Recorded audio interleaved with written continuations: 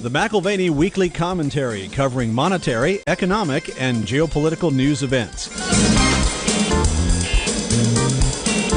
Now here are Kevin Orrick and David McAlvany.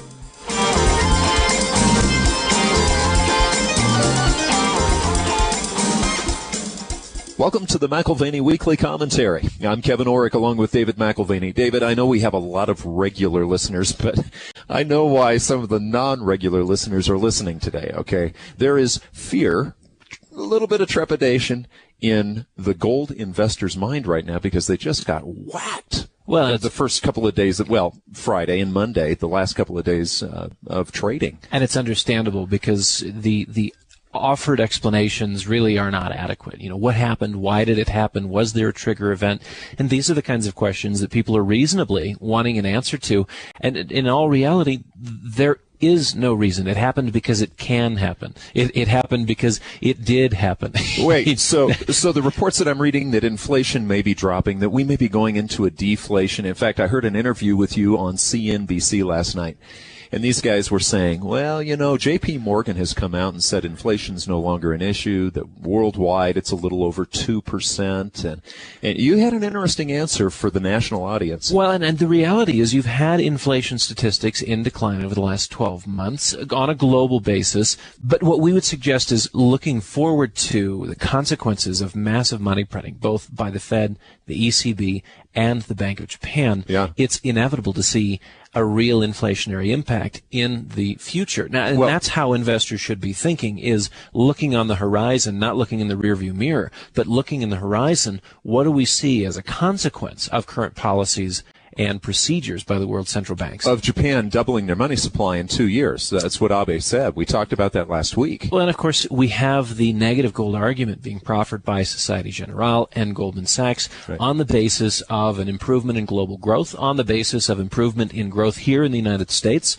Apparently, we didn't get the memo that, in fact, the U.S. is in a new growth trend, and we're going to see the Fed start to increase interest rates. Now, maybe they didn't get the memo that if you do, in fact, increase interest rates even 1%, that is an extra $165 to $185 billion in interest payments on the national debt. The question is, can they increase interest rates? And I think the reality is no, they cannot, therefore they will not. That's something that if it happens will be determined by the market, in the bond market, by the long end of the curve. Investors who are saying we're not receiving adequate compensation for the inflation risk we have in our fixed income portfolio, which just goes to the point of, yes, Jeffrey Gundlach was correct. Yes, Bill Gross was correct in recommending gold and silver earlier this year. Bill Gross came out in what some thought was a retraction in his Twitter account. It's Bill Gross, the bond guy. Exactly. The bond guy, not the gold guy. And he said, I made a mistake. This is in reference to his recommendation, his top recommendation for 2013, gold, specifically GLD, owning that for 2013. I made a mistake. And you go on to read the rest of the Twitter. Of course, they're very, very short, brief explanations. I would still buy gold here. We see reflation. So, I mean, there's this idea that, yes, of course we have inflation on the horizon. Yes, of course, anyone with their brain engaged with what's happening in the world today would say these radical monetary measures are not benign in their consequence. They are not benign in their consequence, and they're not going away. This last week we had Chinese growth, which was slowing. It was still above the official target of 7.5%. They came in at 7.7%, but the market was expecting 8.1 to 8.2%. On top of that, this week we have the IMF slashing global GDP expectations. Again, they were saying we're going to see growth of 3.6%. Now they're downgrading that to 3.3%. And again, the basis for the slaughter in the metals market, which really has no basis, and we'll get into that. Right. It's not there. We don't have global growth. We don't have a disinflationary environment in terms of the central bank's activities. And so the things that have been offered as explanations for why you should either be short gold or out of the gold market, They don't hold water at all. Well, you know what? Why don't we just talk about the dirty money then? Because that's really what we're getting at, rather than talk about inflation, okay? Because inflation is higher than what they tell us. They have to manipulate that. Granted, you're going to have guys out there writing about these massive deflationary events, and that's why gold's going down. But the bottom line is this thing was manipulated. I mean, even the Fed minutes were sent out to only a few very important people. If you're talking dirty. Yeah, this is where, why is there no more comment on this? Why is this being left alone? Right. Somebody accidentally sent it a day early. The Fed minutes goes to a VIP list one day early. Well, aren't they special? I mean, what does it take to be on that list? That's what Martha Stewart went to jail for. Okay, it was insider trading. A promise to participate in market operations if they're called to do so. I mean, I think that's really what makes you special. If you will be complicit with the Fed's market activities, or the president's, we'll throw you a bone. We'll throw you a bone, and you will have your information, whether it's a few minutes early or a few hours early. I'd like to know what positions were taken by every one of those firms in light of having the Fed minutes early. And frankly, if they do get it early, even by a few minutes, I'd like to know what proprietary models they put into play and what positions they take in light of that. It's strictly speaking illegal. Yeah. It's strictly speaking immoral. It's strictly speaking something that someone should be tarred and feathered for. And yet, we have to move on to more important things. There's other issues in the news, and we have forgotten about it already. David, for the person who's listening who just got thwacked in the gold market, and they're watching their gold go down, explain a little bit about what happened on Friday and then subsequently Monday. What was the difference between Thursday and Friday? Friday, April 12th, was a very interesting morning, to say the least. New York markets opened, and you had a 100-ton order. That is a 100-ton order, 3.4 million ounces, which was being sold. And, of course, this is not physical gold that's being sold. This is the June futures contract. So, I mean, again, so it's in paper. This is strictly paper, the futures contract world. It was only a couple hours later that Merrill Lynch is facilitating a 300-ton liquidation, again, not of physical metals. In one day. That's more than a lot of central banks would sell in a year. Well, sure. And actually, last year, we had an accumulation of 534 tons of gold by the world central bankers, and that's an aggressive purchasing plan. You're reversing what used to be 400 tons. I mean, remember that we had the gold agreement in Europe where they would not exceed a liquidation of 400 tons in a given year. And this happened with one brokerage or two brokerages with one day. And again, it's all in the paper market. The futures contracts were very active. But again, this is sort of the shock and awe of liquidations, of future liquidation, 400 tons. And of course, that continued to snowball from there. But it's unprecedented in terms of its volumes. Well, actually, you could see those same volumes in the capitulative phase in 2008. So we have seen these kinds of volumes. Now, of course, they were eclipsed on Monday, where you had even more selling pressure come into the market. But it was a combination, by the time you got to Monday, of panic selling in the exchange-traded products and panic selling and margin call required selling on the futures contracts yet again. But this could have been set up by just a few individuals. So, Dave, let me ask you, how does a gold sell-off work? I mean, how do they maneuver this thing to work so effectively? Well, I mean, this applies to any trade of size, and you're talking about institutional energies here, but I think gold is particularly relevant in light of last week's volatility. How does this happen? How do you make a trade like this happen? Well, first, you have an idea. And it doesn't have to reflect reality, but it's an idea of a trade that will be profitable. I mean, let's illustrate this with a fictional trading firm. We'll call them BS. Dave, we don't use that kind of language on this show. Oh, I meant Buffalo Stampede. BS stands for Buffalo Stampede in my book. So this firm, BS, you can either be short or long. You can either be a seller or you can be a buyer. Right. That's what I'm using those terms. So you can either be a buyer or a seller, long or short. Basically. Exactly. So secondly, you determine what resources you have to implement the trade. You may have to gain approval from, the upstairs room, but you have to gain approval unless you're a veteran trader, some sort of a whale, like we've seen the quote-unquote London whale who was large enough, had his own P&L and could move the markets. What's a P&L? A profit and loss statement where you basically get to determine with a set amount of money. Let's say that you're given $500 million to trade, or $3 billion to trade, or $5 billion to trade. However much money the firm in question has given you to trade, you can trade, and you have to report how much money you're making or losing at the close of each business day. I see. So, again, the first thing you do is you come up with an idea. The second thing you do is determine what resources you have to implement that idea. And, in which case you have to check in with risk managers and make sure you have approval to move forward.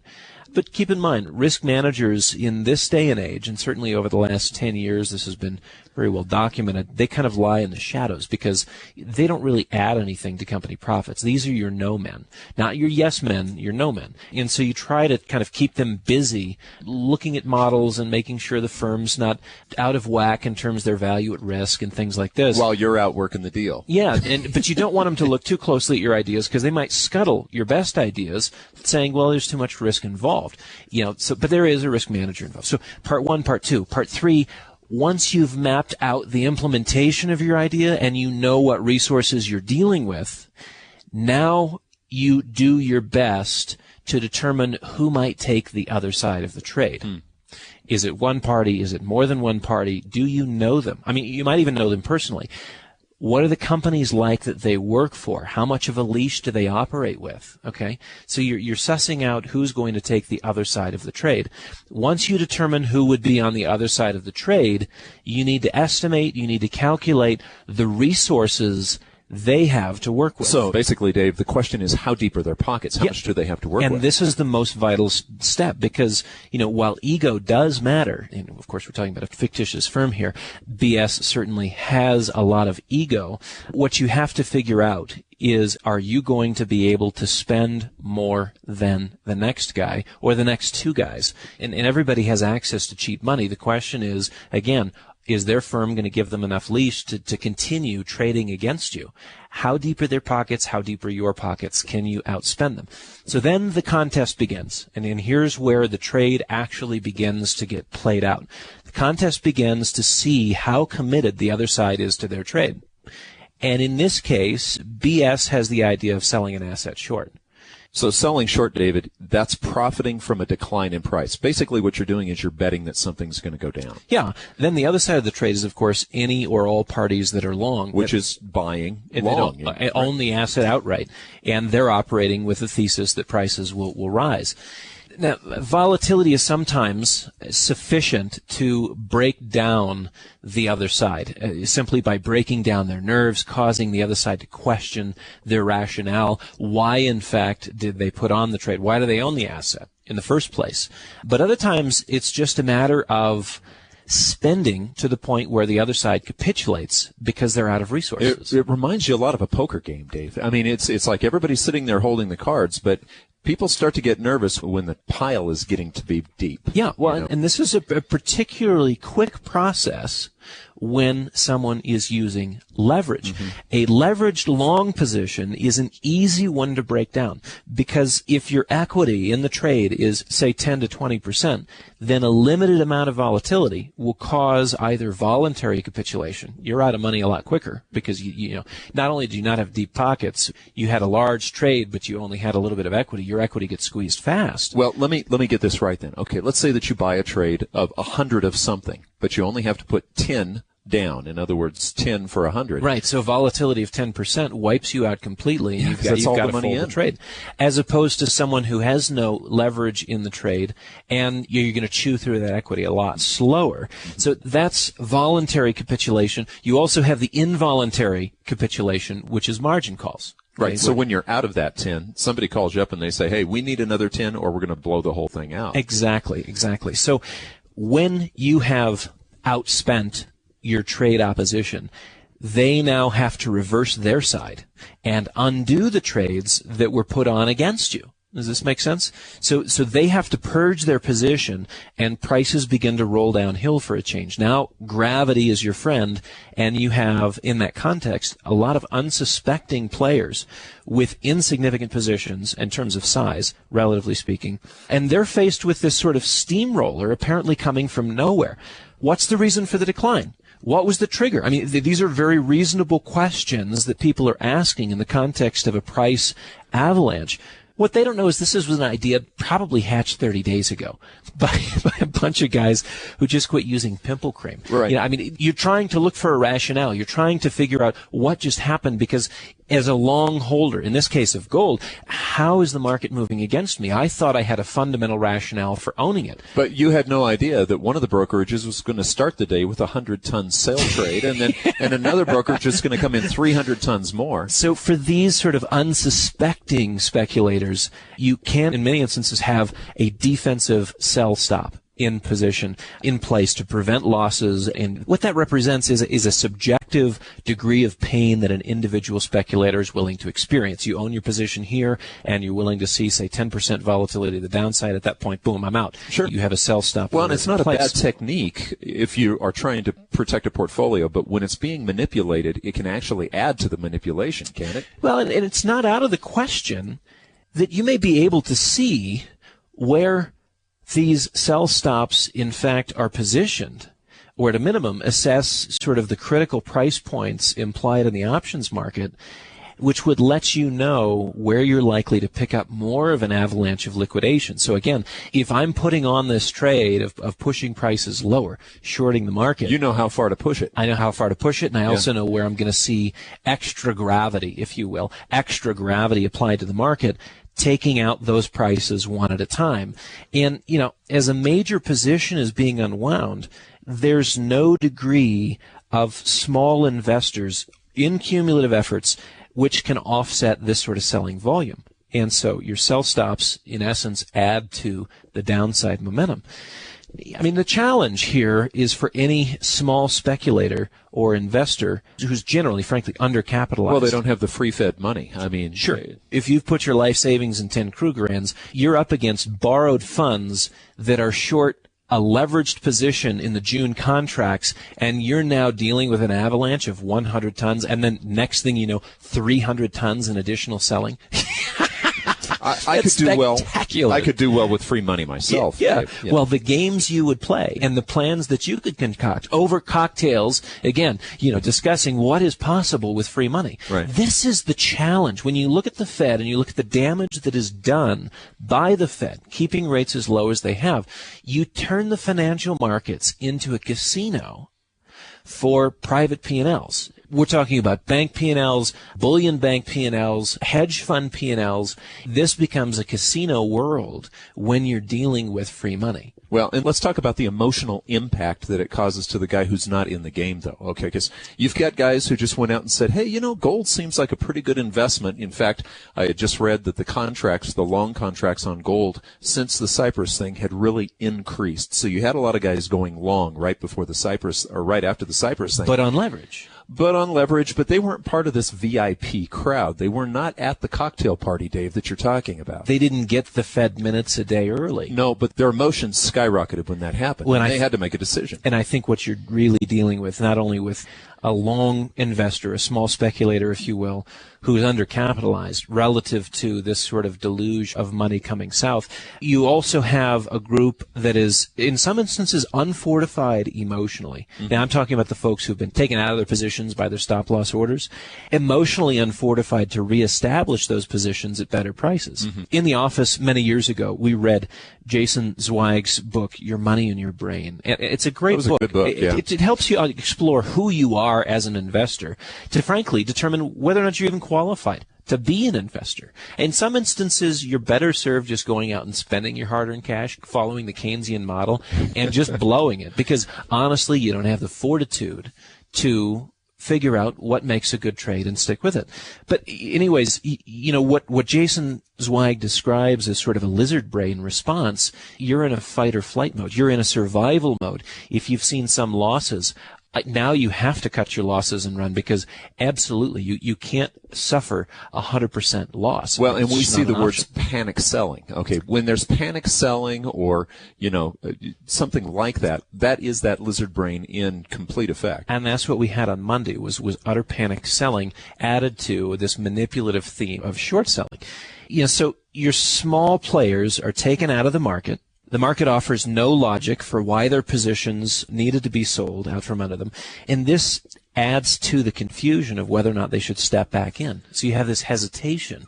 People who like the theme, want to own the asset, but now are hesitating because they don't understand why they were taken out of the position in the first place. Well, and the other thing, too, what causes doubt after the panic, David, is they see reputable newspapers and reputable publications and reputable, quote, people, billionaires, coming out and saying, gold is horrible. It's going down. This is the end of the gold bull market. I mean, Wall Street Journal we're talking about. Well, here's the issue. If you were looking at sort of a percentage of positive versus negative press for gold over the last 30 to 60 days, you would say to yourself, just being a reasonable person, if the news is 95 to 98% negative, there's barely a sliver around this cloud. Where is the silver lining? It doesn't exist anymore. Right. Why do you own gold and silver? You shouldn't. I mean, literally the onslaught over the last 60 days has been this barrage of negativity. And let's go back to the 1920s, because add to this context of short selling, of an avalanche of panic selling on top of the short selling. Add to this a trick that was used in the 1920s to manipulate the market to extremes. Stock operators would regularly send a cash envelope to their favorite newspaper jockey. And all they would do is suggest the reasons for a particular investment, whether it was going to be a winner or a loser, and here are your bullet points for the article. And then from that point forward, the print drove the trend, or at least served to support the trend, as the man in the street, was basically naively reading the rag as somehow insightful or objectively written, not realizing there was an agenda behind it. Right. So you've got manipulation of price in the short run.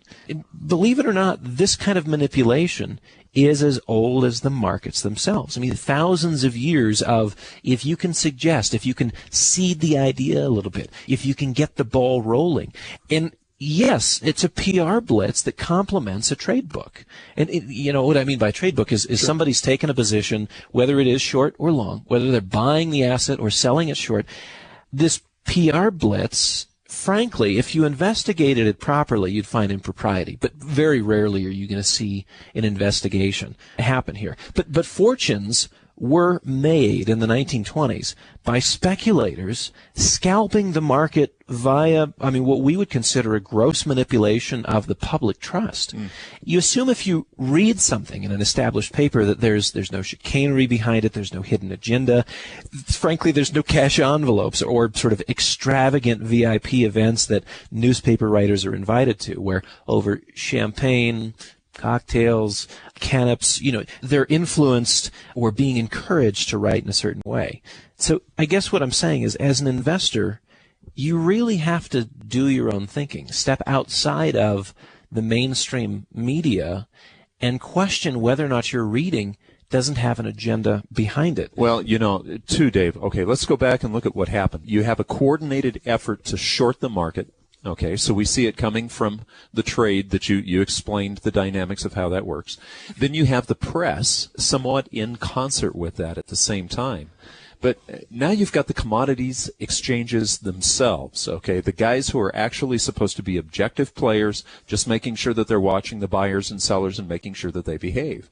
And it seems to me like they also were part of this coordination as well. Well, now they are. I mean, this saga starts April 10th, maybe it's April 9th, with the pre-released Fed minutes. So the pre-released Fed minutes lead to some controversy. Of course, there's also the issue of, is Cyprus going to sell their gold? And then just a day later, the Cypriot government says, you're saying we had this conversation or we're in negotiations. What meeting was that? Where was it? Because I don't think we were invited and we didn't say we were going to. What are you talking about? So, and then the very next day, so this is April 10th, Goldman Sachs, it's not only that they turn bearish on gold, but they say, we are short gold and have recommended that our clients do the same. Now, when did they amass a huge short position on gold? Was it that day? Was it the day after? I think they've been amassing a short position for some time. Then, again, I'm not saying there was a cash envelope passed. Clearly, there's no evidence to that. But you have a very accommodative press saying, yep, listen, now it's time to not sell gold, but to sell it short. We want to profit on the downside, and we, Goldman Sachs, one of the most important investment banks and investment managers in the world, are going to profit from your losses if you want to step in on the other side of that trade.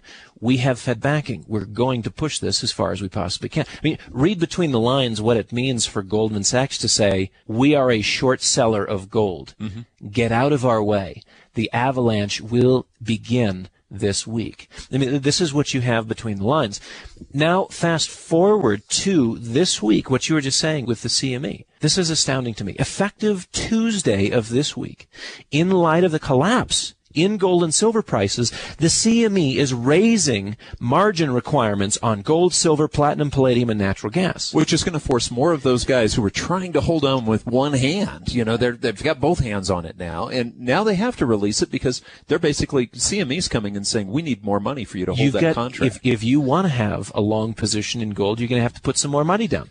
As we've noted before, when the CME is doing their job, a little like the Fed, this rarely happens. I suppose you know that, but right. They should raise margin requirements as prices rise in order to maintain an orderly trading market and to ensure that speculators keep adequate skin in the game. We've talked about this at least 3 or 4 times, where if you want to know the CME's position on something or who they're in cahoots with, when are they doing their job? They should have, in the spring of 2011, raised margin requirements aggressively as silver moved from $19 to $49 an ounce. But they didn't bother until... As it was, they moved margin requirements more than 7 times from 49 back down in price. Again, adding downside pressure and really saying, communicating to the market, we will teach you a lesson. We will let you know what we think of gold and silver being delivered off the exchange, of higher prices of the metals. We will let you know how we intend to play the game. Just understand, the CME is communicating this week their position on higher gold and silver prices and their position in terms of, yes, we'll change the rules in the middle of the game, not when we're supposed to, but when it's convenient to our positions or the positions of our friends. This is what's driving me crazy. Again, raising margin requirements in a falling market is the simplest way of throwing your weight onto the short side. That sounds dirty as well. It communicates not so subtly that you're in league with the operators driving the price down. Okay, that's the reality. The futures market is a rigged game. It's for insiders and the exchange itself. We are facing a scenario, or have been over the last several months, where with more stocks of gold and silver being taken off the exchange, it's not far to imagine that trend continuing and bringing about force majeure, where essentially the exchange is unable to deliver physical metals and has to settle their transactions in cash. Yeah. Yeah, and so, I mean, you're really talking about the CME being put in an uncomfortable position and now pushing back. Well, you know, it's interesting, Dave, too. Everything you've been talking about up to this point still involves the paper markets, because at the same time that this was occurring and over the last couple of weeks, we've seen the actual physical stores of metals, you know, at the depositories, reducing. They're coming down. They started falling. So people who are actually dealing with physical metal are still buying it. It's like they're unfazed. Hey, Kevin, I didn't go to sleep on Sunday night watching the markets as they opened. We had reasonably strong physical demand in Australia. Right. And then as we transitioned to Hong Kong trade, we had a major bullion bank step in. And without a recapture of 1,500 on the upside, that bullion bank began to sell heavily. Trying to push it, keep it from going above 1,500. And, you know, this is, again, where we come to this week, and we have the CME colluding with BS traders, driving the price down, limiting the amount of metals that can be delivered off the exchange, discouraging that by driving the price down. And we have a puppet press. And then you have the puppet press participating and helping create an atmosphere of negativity. That, frankly, if the article that the Wall Street Journal wrote last week, and then again, I'll have you know, there's a second article, April 16th, Wall Street Journal, Goldman Sachs, and how does the headline read? Keep shorting gold. And it's amazing, if you looked at April 16th and the trade in gold, of course, you began to see a bit of a bounce in price.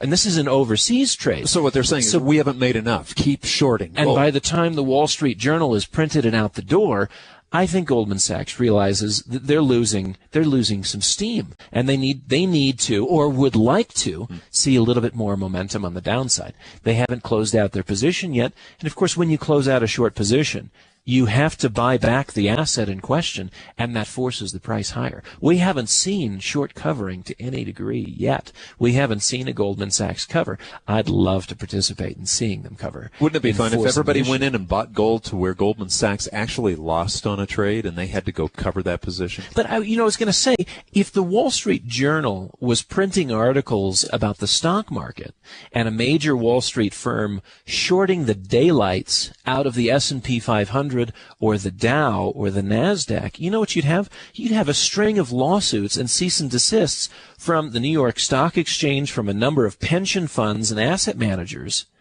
which raises the question, has Goldman Sachs offered adequate disclosures? I mean, has the Wall Street Journal calculated the risk that they've taken on in pimping Goldman Sachs's trade book? I mean, as if last Wednesday's Wall Street Journal article wasn't suspicious enough with the "we are recommending shorting gold today," we have this follow-on article Tuesday, Wall Street Journal saying keep shorting the metals. So, and then on top of that, think of the coincidence. Tuesday, Goldman Sachs says keep shorting the metals, and effective at the end of the day, on Tuesday, is the CME's implementation of higher margin requirements, essentially gutting the longs. Is it mere coincidence that the CME raises margin requirements in a supportive manner for two of Goldman Sachs's largest positions? I mean, come on.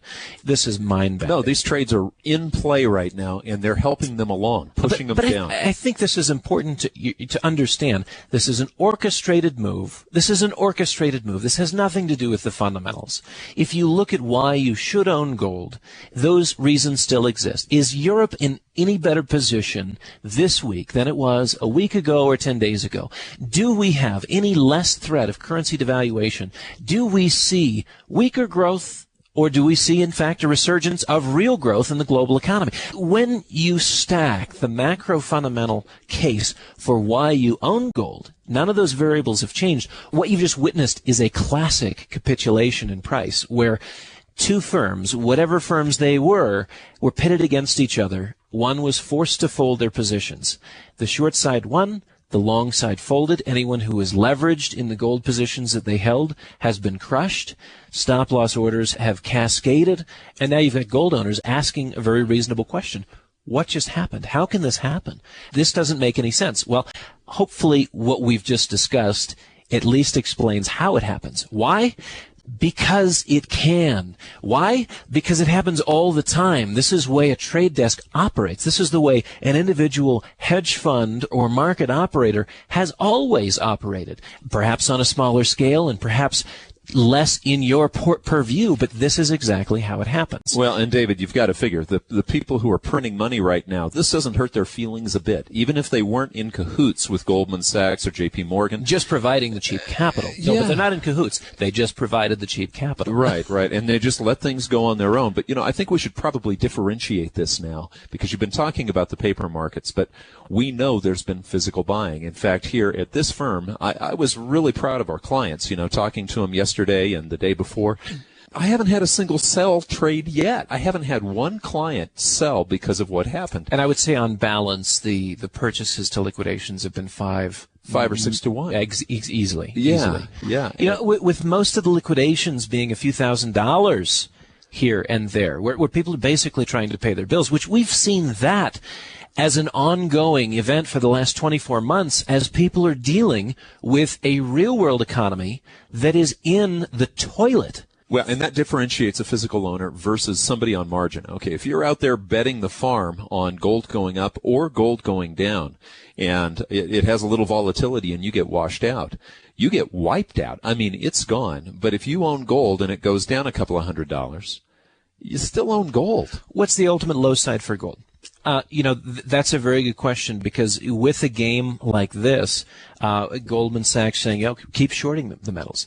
You could very well see price. I think we may have already hit low. We may have already hit the low, in which case they're going to fight like mad to try to push prices lower, and it'll be to no effect.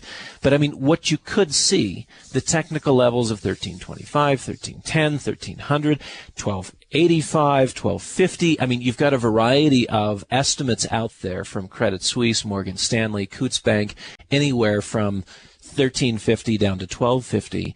Any of these can represent a turning point. And I say a turning point because, again, when you're short the market, you ultimately have to step back in, cover those short positions, which in essence you're buying the same amount that you were shorting. You now have to step into the market and buy those assets. Well, that can happen at any time. Massive buying, I think, will likely come back into the market not on the basis of short covering. That will happen and will happen shortly. Right.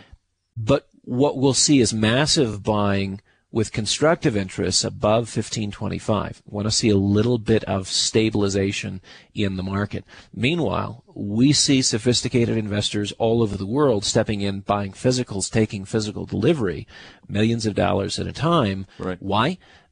Because 1375 makes sense to them. It's something of a gift because for the long-term owner, the merits of gold ownership haven't changed. They've only been reinforced in the last few weeks. So, I mean, I guess what we should be saying, the message should not be one of anger or frustration with market manipulation. We should be sending a thank you note. Arigato. Thank you very much. Like you said last week. We should be sending a thank you note to Goldman and Merrill and the other stock market and gold market operators who've given us this opportunity. If we see sub 14, well, we did. If we see sub 13, unlikely, but if we do, let's send a thank you, because these will be the lowest prices we see perhaps in our lifetime. And who knows that 1 ounce, 10 ounces, 100 ounces, 1,000 ounces that you purchase over the next several weeks isn't the trigger point for the short covering and the recovery that we see in the price of gold. Well, you've been listening to the McAlvany Weekly Commentary. I'm Kevin Orrick along with David McAlvany. You can find us at McAlvany.com, McAlvany.com, or give us a call at 800-525-9556. This has been the McAlvany Weekly Commentary. The views expressed should not be considered to be a solicitation or a recommendation for your investment portfolio. You should consult a professional financial advisor to assess your suitability for risk and investment. Join us again next week for a new edition of the McAlvany Weekly Commentary.